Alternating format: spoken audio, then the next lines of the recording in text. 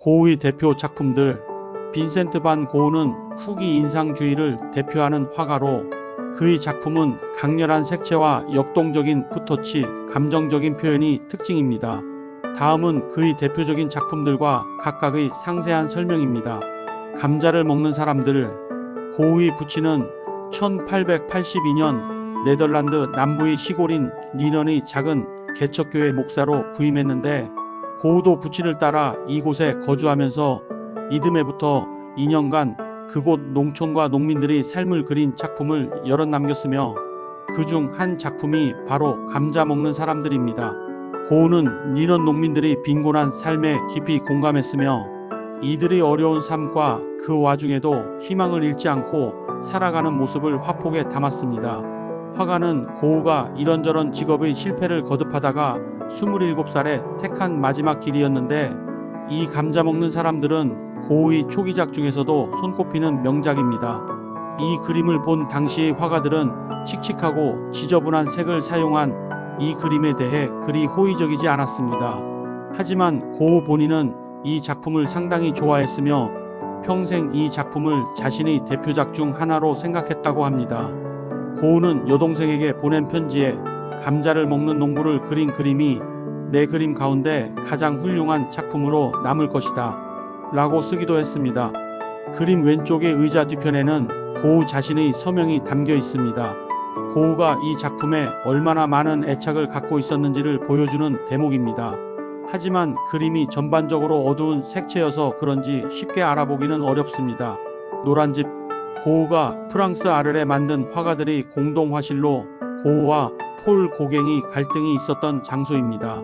원본이 된 노란집은 제1차 세계대전 중 파괴되어 현재는 남아있지 않습니다. 원본이 된 집은 외관과는 다르게 당시 기준으로 지은 지 40여 년이 된 낡은 집인데다 바로 뒤편에 철로가 있어 항상 기차 소음으로 가득했다고 합니다. 하지만 이 집을 마음에 들어했던 고흐는 곧바로 동생이자 후원자였던 테오에게 편지를 보내 집을 얻을 돈을 보내달라고 부탁했습니다. 또한 이 집의 외벽은 원래 노란색이 아니었는데 고흐가 이 집을 너무나 마음에 들어한 나머지 임대 계약을 하기도 전에 집을 노란색으로 칠해버리는 바람에 테오는 할 수 없이 임대 계약을 해야만 했다는 이야기가 있습니다. 밤의 카페 테라스. 이 작품은 프랑스 아르의 한 카페를 배경으로 그려졌으며 고흐가 남긴 밤 풍경 중 하나입니다. 별이 빛나는 하늘 아래 따뜻한 노란 조명이 비추는 카페 테라스와 차가운 파란색이 대비되며 독특한 분위기를 자아냅니다. 고흐는 이 그림에서 검은색을 전혀 사용하지 않고 순수한 색채만으로 밤의 분위기를 표현했으며 강렬한 색감과 빛의 표현 방식이 인상적입니다. 이곳은 오늘날까지도 관광 명소로 남아있으며 많은 사람들이 고흐의 흔적을 찾기 위해 방문합니다. 해바라기.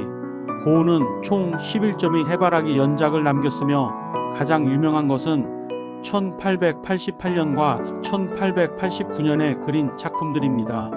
이 그림들은 그의 친구이자 동료 화가였던 폴 고갱을 위해 아르의 노란집을 꾸미면서 제작되었습니다.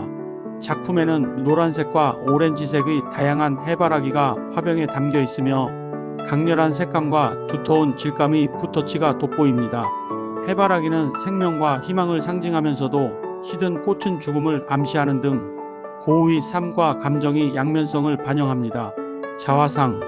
고흐는 평생 약 35점 이상의 자화상을 남겼으며 1889년 그린 이 자화상은 그의 후기 작품 중 가장 유명한 것 중 하나입니다.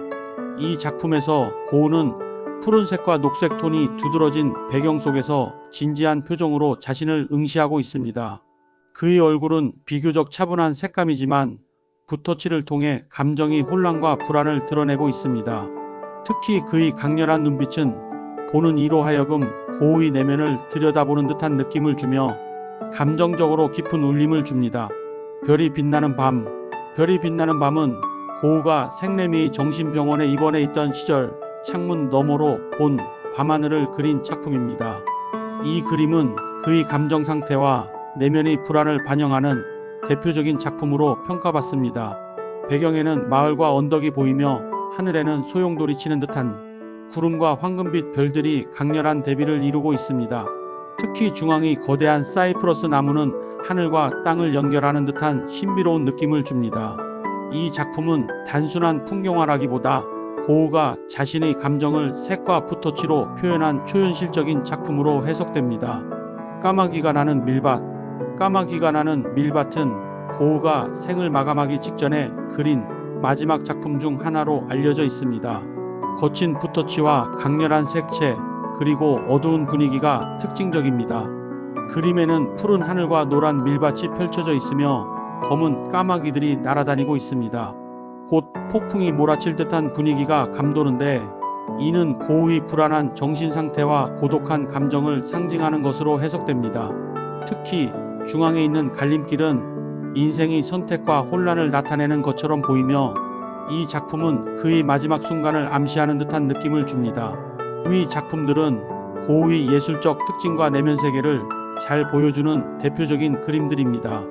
그는 살아생전에는 큰 인정을 받지 못했지만 지금은 전 세계적으로 가장 사랑받는 화가 중 한 명으로 남아 있습니다. 이번 영상을 유익하게 시청하셨다면 구독과 좋아요 부탁드립니다. 그러면 다음 시간에 뵙겠습니다. 감사합니다.